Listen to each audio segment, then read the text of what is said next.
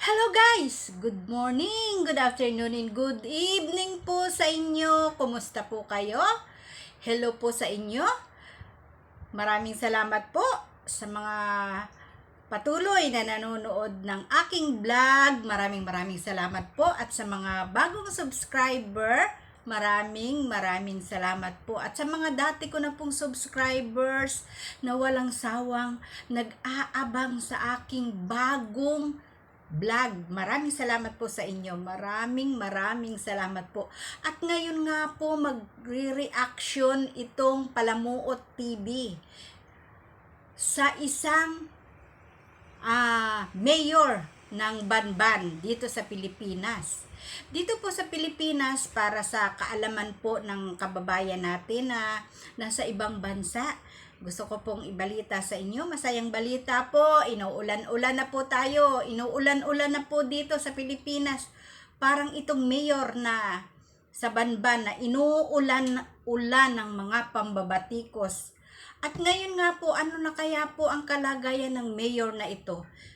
Gusto niyo po bang malaman? Samahan niyo ako, panoorin natin kung ano na ang kalagayan nitong mayor na ito ngayon. Luzon, Visayas at Mindanao. Pinatawan ng Ombudsman ng hanggang 6 na buwang suspensyon si Bamban Tarlac Mayor Alice Guo at 2 iba pang opisyal ng kanilang munisipyo. Kasunod yan ang inihaing reklamong administratibo ng DILG kaugnay sa iligal na operasyon ng Pogo sa Tarlac na sinalakay noong Marso. Mismong si Guo raw ang nag-apply ng clearance para maipatayo ang mga gusali sa land developer na siya mismo ang presidente. Nakatutok si Joseph Moro. Hanggang 6 na buwang suspensyon ng walang sweldo.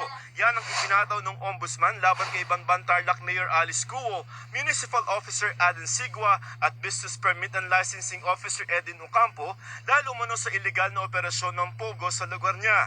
Naghain ng reklamong administratibo ang DILG sa Ombudsman dahil sa umano'y pagpayag sa iligal na Pogo operation ng Hongseng at Sun Juan sa lupa ng Baufo Land Development Incorporated kung saan presidente si Guo.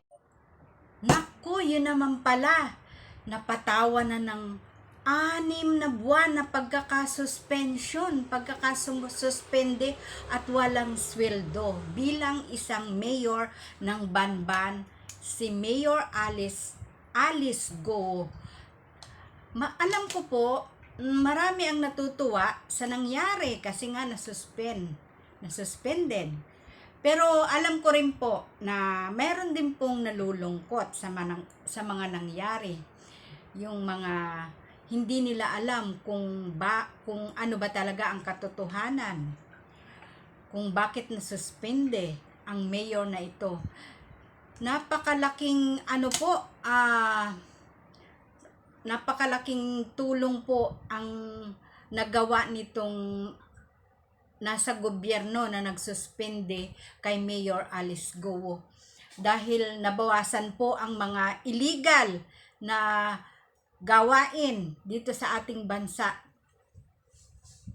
Nakakatuwa po at mayroon pa pong mga tauhan sa ating gobyerno dito sa Pilipinas na talagang nagsusumikap na maging mapayapa ang ating bansang Pilipinas. Mabuhay po kayo. Saludo po ako sa inyo. At yan lang po ang aking reaction. Maraming salamat po sa inyong panonood. God bless po sa ating lahat. Bye-bye.